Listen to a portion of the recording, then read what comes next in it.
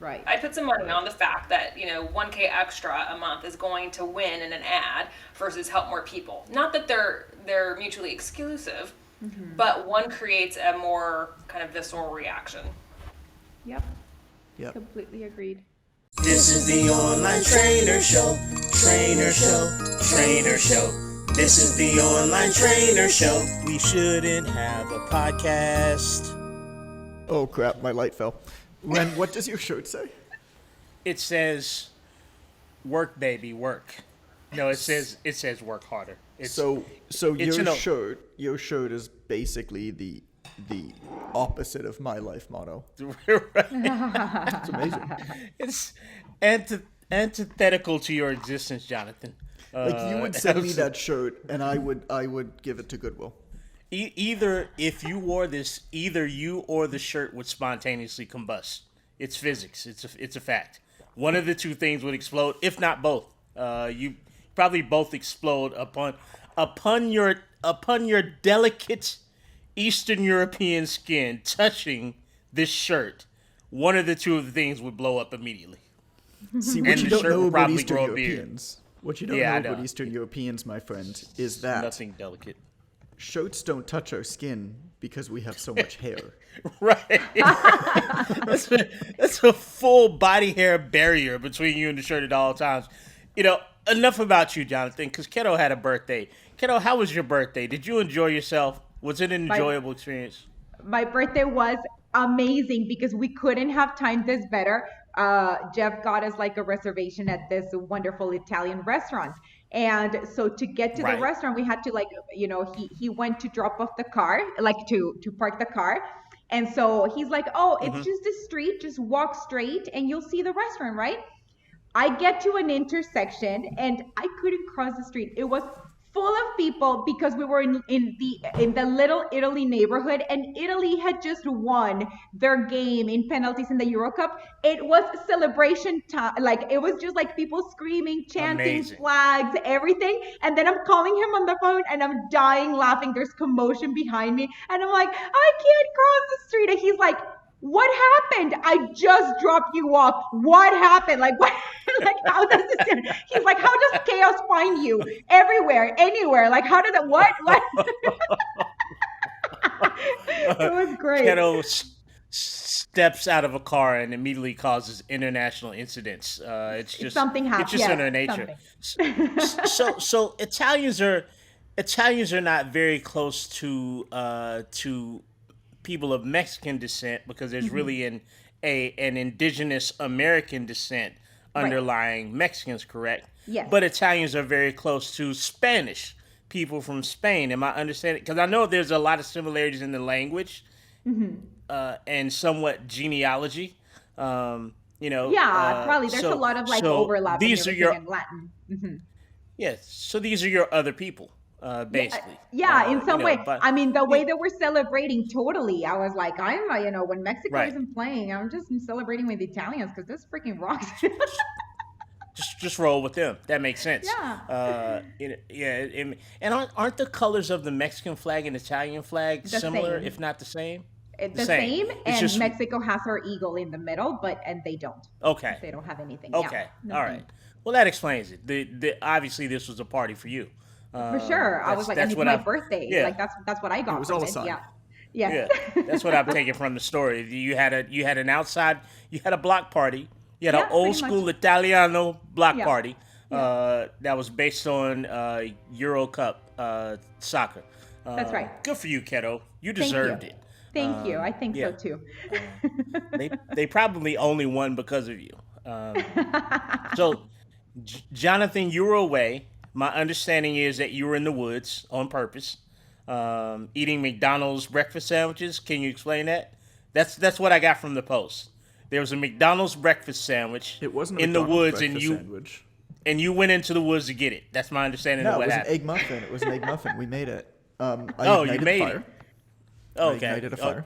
As it as was wet. as is that's what you do. Yeah, it and was. that's We were camping. We were camping for a few days with my son and my niece and nephew. And I'll tell you, camping when it's thunderstorming and raining for basically the whole time with 3 young children is Nope. is not so much fun, because I mean it's miserable for me as an adult. Obviously, like camping is Right. just kind of a miserable thing to do. Like you do it because it makes everything else in life so much better when you're not camping. Agreed.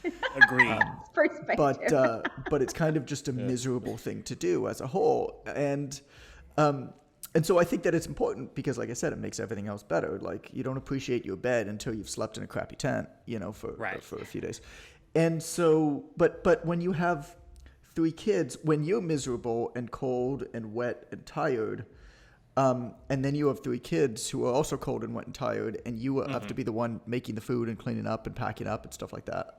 Makes it so much better. So let me tell you, the last 3 days were fantastic. I would do it again. And I'm just really happy that I got this once a year experience out of my system. Nope. It checked it off for the year. Are we good? Checked it All off right. for the year, yeah. So Camping's amazing if the weather's good. I really do love Right. camping and canoe tripping and stuff like that if the weather's good. But yeah, man, when it's raining straight pretty much the whole time, like packing up camp in the pouring rain is just no fun.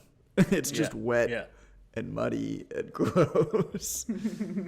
I would say that outside generally is more fun when it's good weather. You know, I've not camped recently, but I have driven to the grocery store, and I enjoy the trip a lot more Did you ever when it's sunny. You were Than I do when foraging it's for your raining. food in the Yeah. grocery store. I'm a man's man. Like we know this. Like sometimes I go in, in terms of roughing it. Sometimes I'll go in without a list. And Wow. I know, Bear Grylls move over. I should have a show where I take celebrities into the grocery store without a list and really show Bear Grylls, whatever his name is, he's a fraud. Really what show I'd end him up with? how to Can I rough tell it. you what I'd end up with if I walked into the grocery store with a list? Tell me, 4 Jonathan. bags of chips and an apple. That's what I'd end up with. The apple balances it out.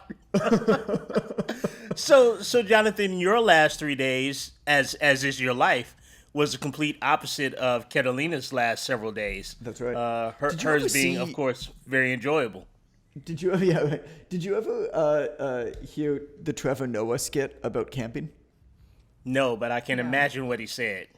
It was He's it was brilliant. I hilarious. love It was that about man. it was about how black people don't camp. Don't he's go like- camp. Yeah, this I was just about to go down that line of thought here today. Yeah. He's he's like the only people who camp are rich white people who have it good. like for the black experience. people spend a long time getting out of the Outside. jungle. And now you're Getting telling out of the me woods. We're outside all day, Jonathan. It just doesn't appeal to us. Historically, we spend enough time outside. Trying to get in the house for like 275, 300 years, you just don't want to go back out that much. That's right. Plus, and I can tell you as an African American male from the Southeast, there were a lot of rules around outside in the house that I was reared in. As in, y'all better not be running in and out of this house. Like that was something that I heard, same for Keto. I'm not paying for air conditioning for y'all to cool the neighborhood. My favorite was y'all go outside and play and don't come back in until those street lights start to come on. Spend the whole day Yes. out there.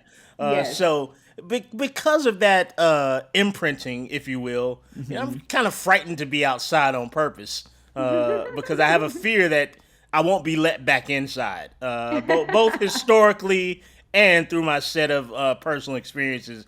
It's dicey when you leave out of the door because you just don't know if you're going to get to come back inside a home at some point. Right. I'd rather not test that for an entire weekend, lest I grow into some sort of a Bigfoot, or in my case, I guess a Littlefoot. I don't know what's appropriate there. But I said all that to say I'm glad that Keto had an amazing birthday.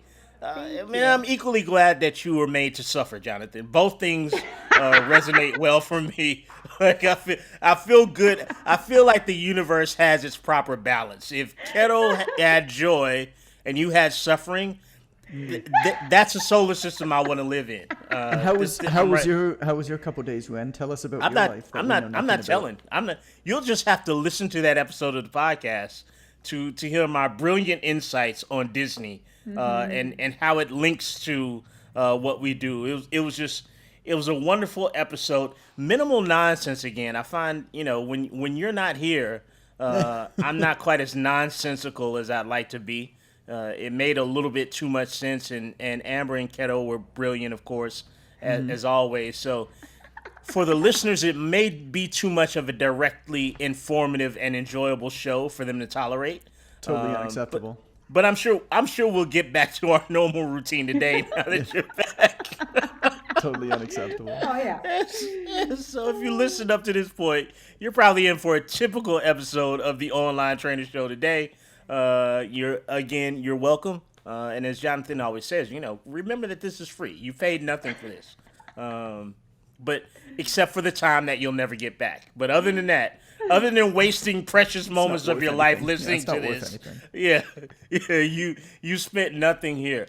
So John, you had an interesting topic today, and I always know when you're sort of fired up because you didn't give anybody else an opportunity to say anything. Like you had a complete title, subject, and it sounds like you had a reason for bringing this up.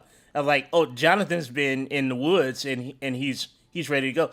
Also, I'd like to know how the bathroom situation works with 3 kids and camping. I've got ideas, but how do you think? None of it.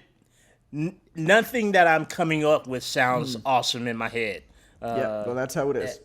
Okay, all right. Well, again, that's just more suffering for you, which again makes me feel better. So, Jonathan, we don't have to get into the subject now. Obviously it's 40 minutes too early for us to do that. But what brought this subject to your mind? Where is this coming from? Like you're all fired up. You're in a tizzy about this. And where did that come from? Anytime I take some time completely away from the office, from work, it gives me a chance to see things more from a bird's eye view and reassess what's going on. And so, one of the things I was thinking about in the last couple of days is about offers, is about how to basically put together the communication and positioning of a program in a way that allows you to serve the customer better and make more money at the same time. Because at the end of the day, most customers are not price sensitive. You're going to get some people who are, but for the most part, they're not price sensitive. What they don't have is they don't have a lot of belief that they can achieve it, that this thing will work, because they've often failed previously. And you have very rarely gotten any results with that person yet, or had a chance to get results in a lot of the ways conventionally that people sell their fitness programs, particularly online, but in person as well. And I'll give you some examples of in person too. Back from my days training, is they actually don't give themselves an opportunity to really get results with the client early on in the way that they're communicating the offer. And so that's a big problem, because if you don't do that, then it's going to be very, very hard to keep them. Like the conventional way that we've kind of been taught how to do things is, okay, well, I'm going to sell you on something that has very, very low commitment, or that doesn't cost very much, in the hopes that it'll convince you to sign up for something bigger where I can actually get some sort of results with you. That's kind of ass backwards, because when somebody is raring to go and talking to you, they're most excited about a thing. Odds that you're going to be able to get their commitment and get results with that person are at an all-time high when they're signing up. Right. And often are much less later on. So if you try to get somebody to spend 7 days in an email sequence, or with ethical bribe, or with a very low-end offer where there's not much commitment on their end, but also time and effort on your end, then you've kind of like given up that opportunity. The other piece of the puzzle is that trainers are, despite, a lot of the time trainers talking about how they're goal-oriented, blah, blah, blah, if you actually are honest with yourself and look at what other trainers do, you'll realize that trainers are often really, really bad at showcasing process and identifying when goals are met. And so it's actually interesting. Like, think about your training with clients. Does the client actually know what they're working towards very, very distinctly in an exact manner? And do they know when they're making progress towards that and how? Is that actually a part of what you do? Be honest with yourself. Often it's not. And that's why it's very hard a lot of the time to retain a client, and particularly ascend a client, basically move them through levels of programming and other types of purchases and stuff like that. Sometimes that costs more money depending on what your model is, or continuity type stuff where, you know, somebody could start with more of a high-end offer, for example, and then move down into a more of a continuity hands-off thing, because oftentimes clients need a lot more effort on the front end and much less on the back end. Mm-hmm.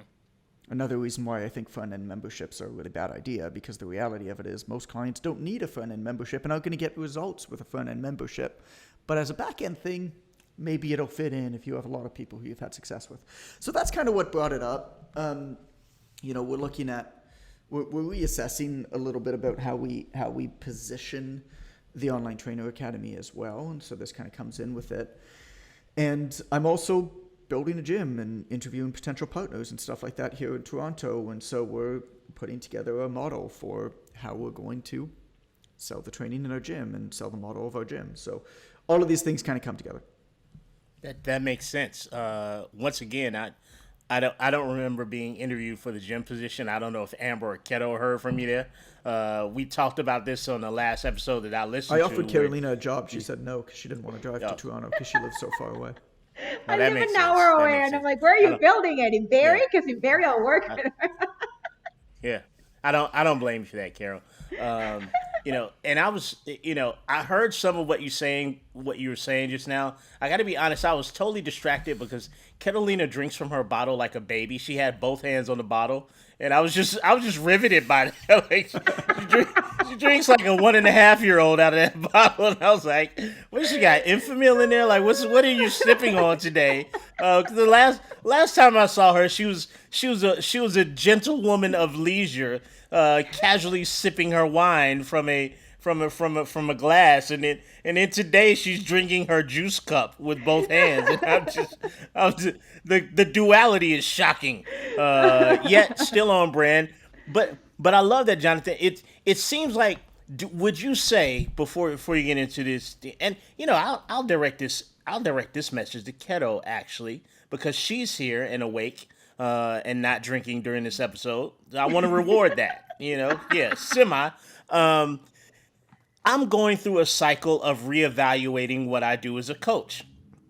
It's not like there's anything wrong with it, but I'm learning more stuff, and I'm just like, so I haven't enrolled in like 3 months. Like, legit, I usually enroll every month, but I've been doing some permission marketing, asking questions, putting surveys out there, stuff like that.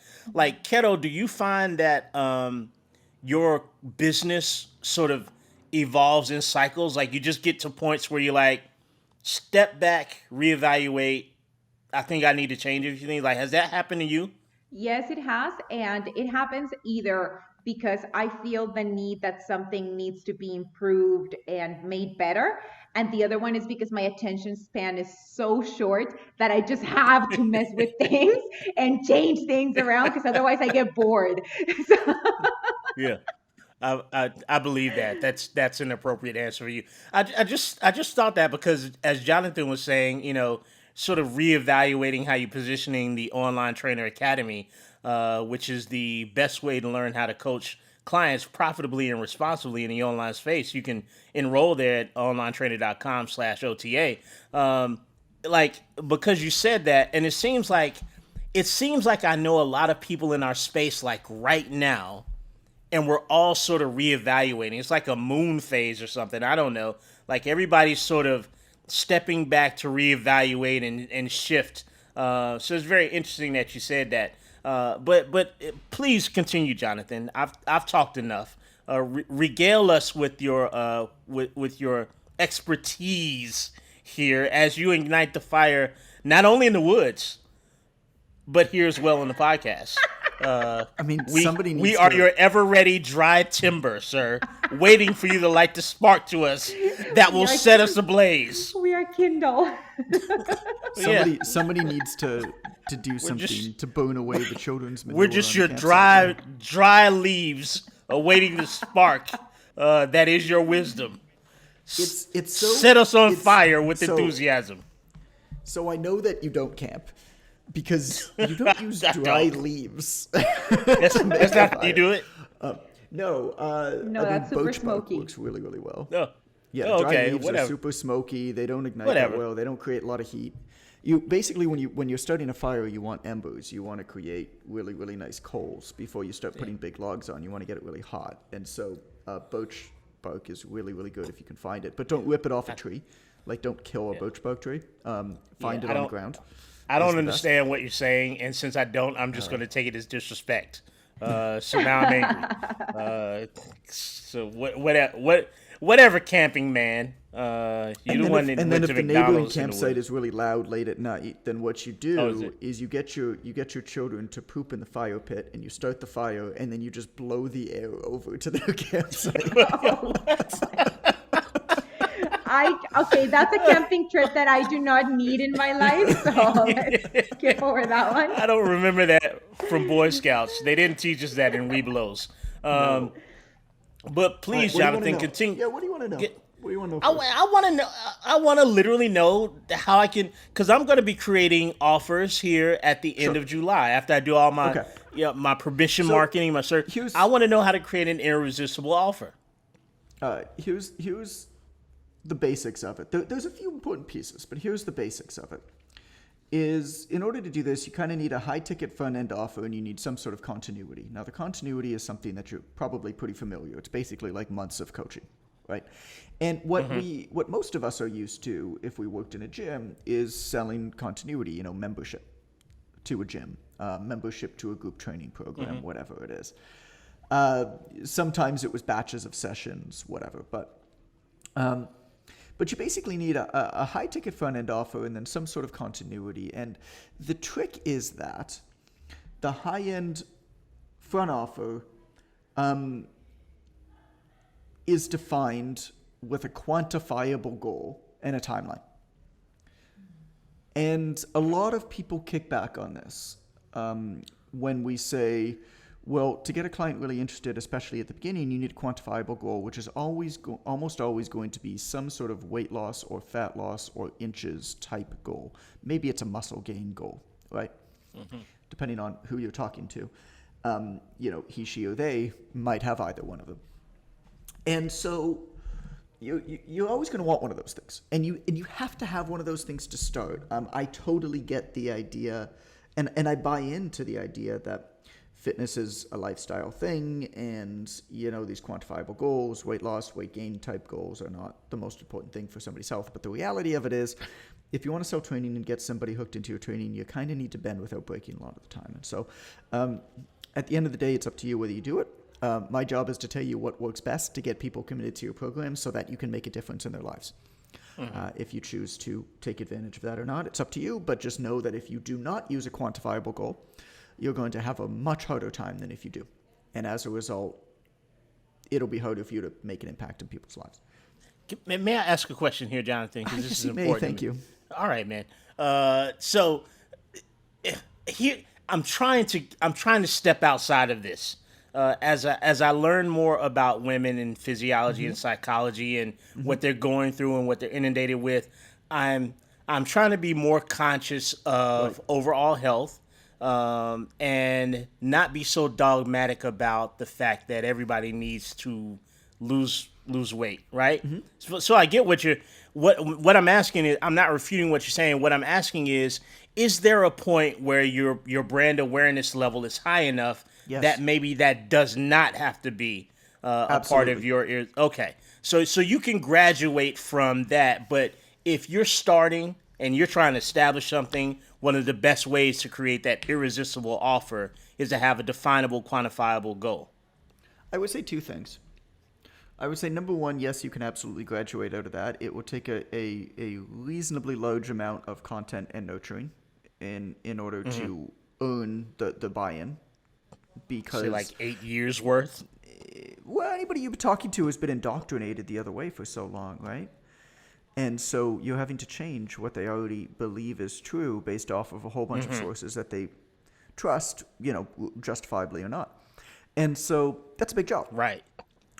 It's not an impossible job, but it's a big job. And so, yes, it is possible. The other thing is, comes down to how big do you want your program.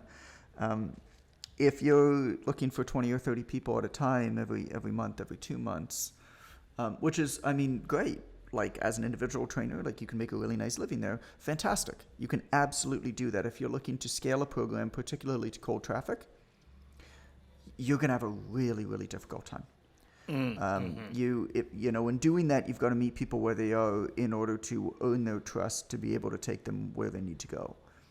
And where they need to go is often what you're saying, Gwen. But if you can't meet them where they need to go if they're not at the starting point yet, right? Right.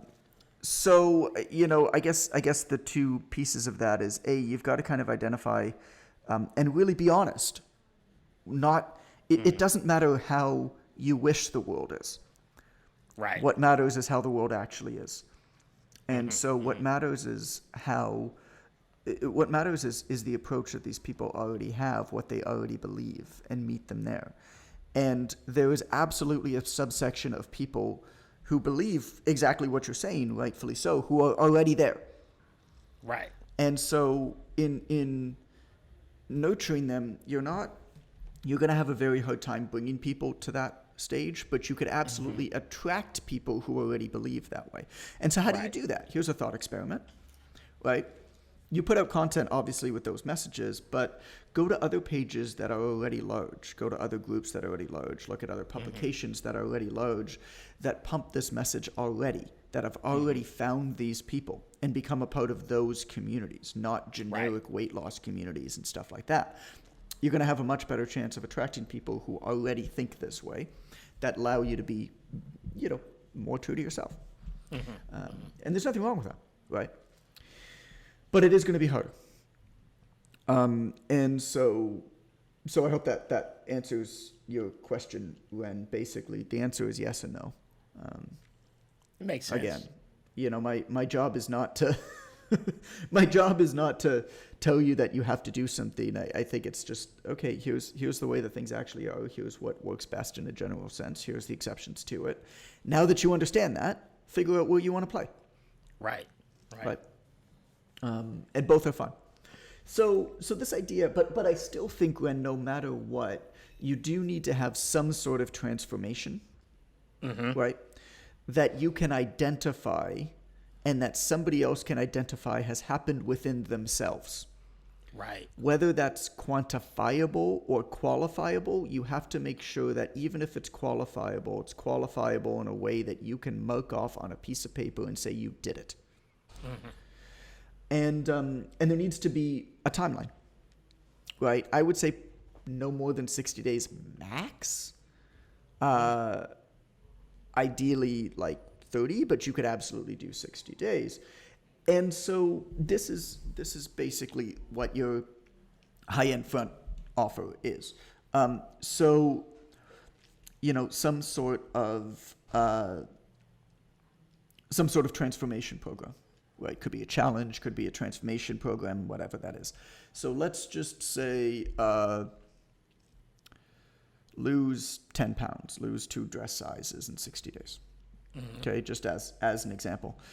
Well, what you can do there is you can basically say, okay, well, the lose 2 dress sizes in 60 days is $600. And effectively what they're doing there is they're paying $300 a month for 2 months. Then you downsell them to the continuity afterwards, which let's say is $150 a month. Your continuity, you want to be about half the price. So it's about $150. $150 a month now for training seems like a steal because they started at the $600. So what you're doing is you have a goal that they're trying to hit within 60 days. You guarantee that they're going to hit the goal or their money back within those 60 days. You have incredible processes to make sure they damn well do it. And then at the end of the 60 days, you offer them to continue basically at a decreased price to continue on with you, and you set the next goal. As opposed to starting them on training, right? As opposed to starting them on, I don't know, some ebook or low-end membership or something like that. It's basically enter in with an offer that is a transformation and then continue them on with the process afterwards. I love it. That makes sense to me. Now, Keto, as you get your thoughts, collect your thoughts for the next part, Jonathan. We see collecting. Yes, have a drink. You deserve it, sir. You must be parched with all the excellence you're dropping. Your throat gets dry when you're igniting the fire. Keto, I've got a question for you. Like, you do what the hell you want. We already know that. That's a structural function of your business model. Doing what the hell I want. Do you how are you structuring your model? Like, how are you getting people in? We know you build the interest. Mm-hmm. You like to sort of preset the playing field before things happen. Right. Is this sort of a methodology that you just subscribe to also? Is this something new for you, or this is sort of how you do it? Jonathan's got a red folder. That's impressive. That's very formal. It's a very formal folder. Red folder always reminds me like a wartime movie when the general gets some pertinent information. Yeah, something confidential. The third act of the movie before everything just goes to hell in a handbasket, and the general gets that red. That's how I felt. I felt like PTDC was in trouble there for a moment as Jonathan retrieved his red folder. I was very concerned. But back to the subject, if we have one. Is this sort of your methodology for what you do? Does this sound good to you? Does it feel right to you? Is this how you would do it? It definitely makes sense, and I think the one key factor that I always hold on to, I guess my one rule, because I'm not a huge fan of a lot of rules, but for me, my one rule is whenever it is that I'm gonna launch, that launch period, I am invested. I am on the ball. My full energy and attention has to be on it, because otherwise I'm a big believer that where you put your focus, where you put your intention, that's where your work is gonna flow. So however, as scattered as I can be, as up in the air and spontaneous or whatever you want to call it, that I can go about my business, my one golden rule is when launch is going to happen, when I'm saying this is the time to buy the thing, I'm reaching out to people, talking to people, messaging people, reminding people, bringing people in, answering questions, making sure their process behind the scenes is seamless and all of that. Because if I'm so relaxed in that I have, I think in common with Jonathan, that I want a very hands-off, kind of work experience. I want more time to myself. I want to enjoy all that. So the limited amount of time that requires a grind, I'm really gonna freaking grind it. That makes sense. So Jonathan, is it easier to be intentional with your launch when you have this quantifiable goal? Like, everything becomes a bit more focused because you have a focus to focus on. Like, it's not sort of a general you're gonna get healthy thing. Like, does that make it easier for your content as you're launching as well? I mean, a launch is basically a digital way of doing an initial intake and client interview. That's it. That makes sense. Replicate the process. How do you do in a gym? Right? Replicate that process. Get somebody on an interview, on a phone call. Make sure that they've seen other people's results. Make sure that you follow up with them over and over and over again to get them in. Make sure that you make them feel comfortable. Right? Give them a tremendous amount of social proof. Learn about them. Shut up. Let them talk. Ask them good questions. Figure out why they're there. And push them a little bit when they need to be pushed. That's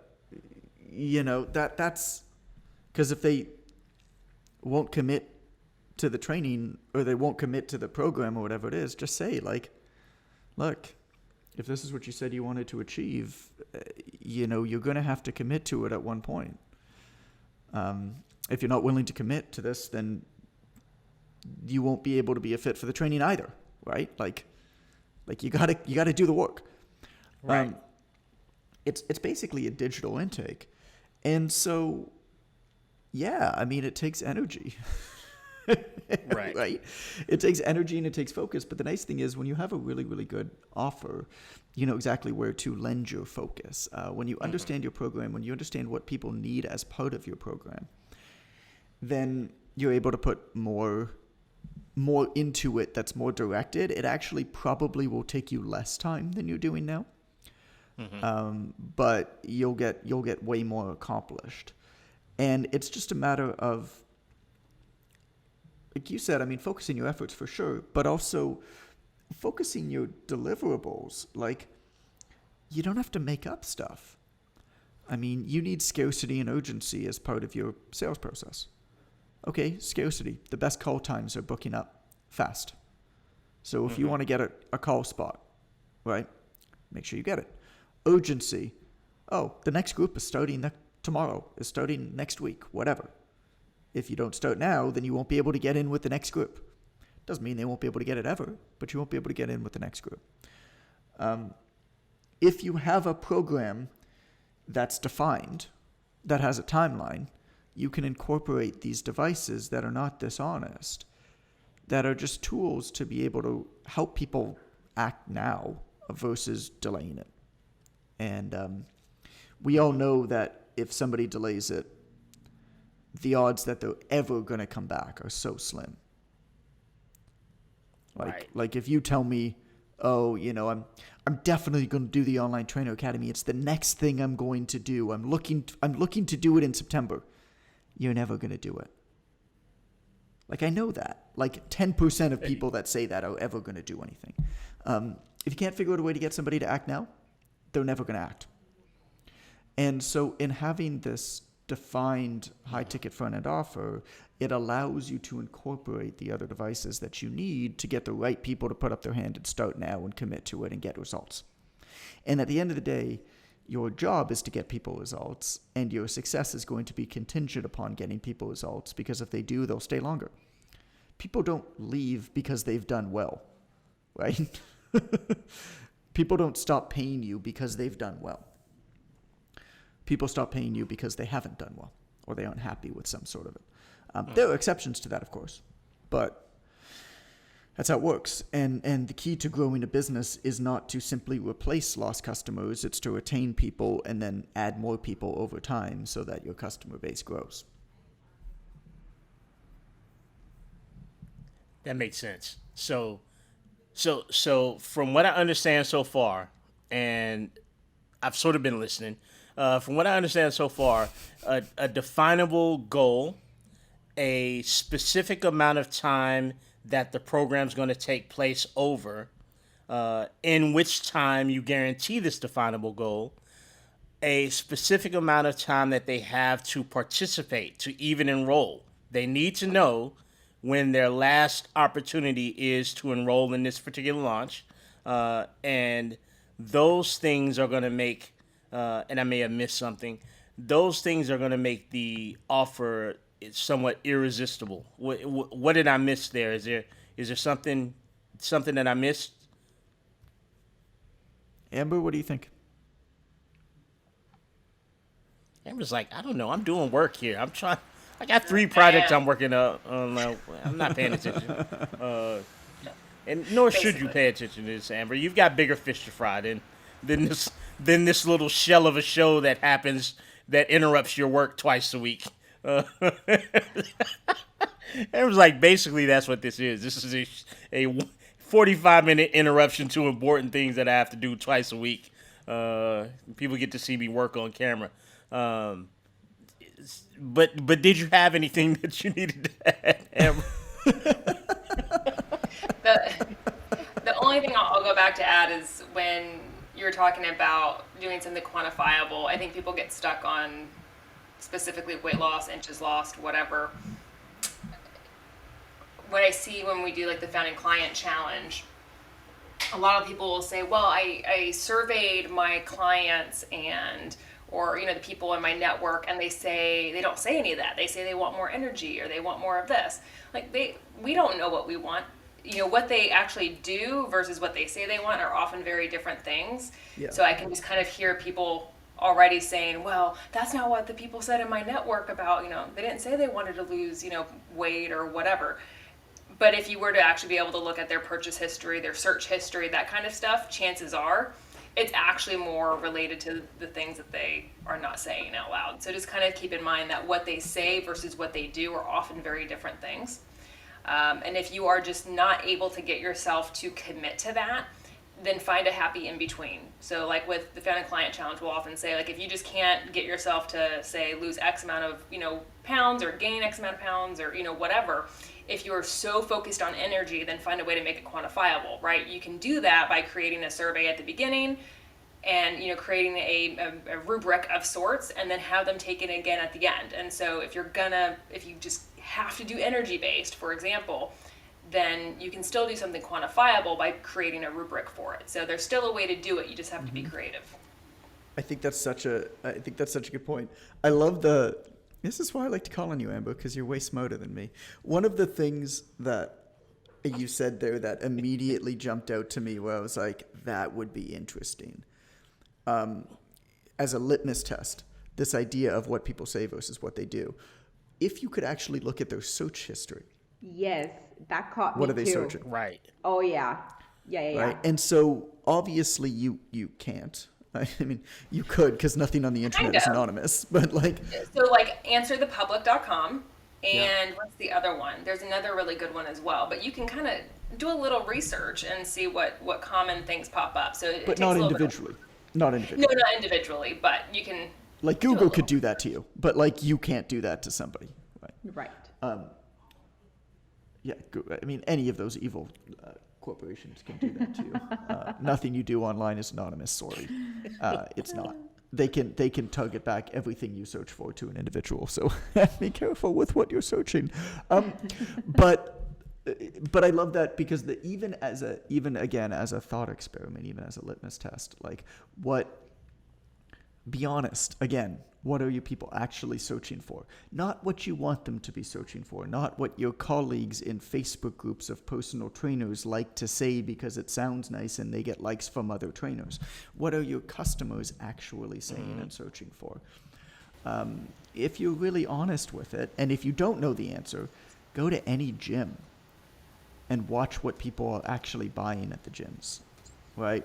Go to all of the best-selling fitness books on Amazon and look at the titles and look. I mean, the evidence is there.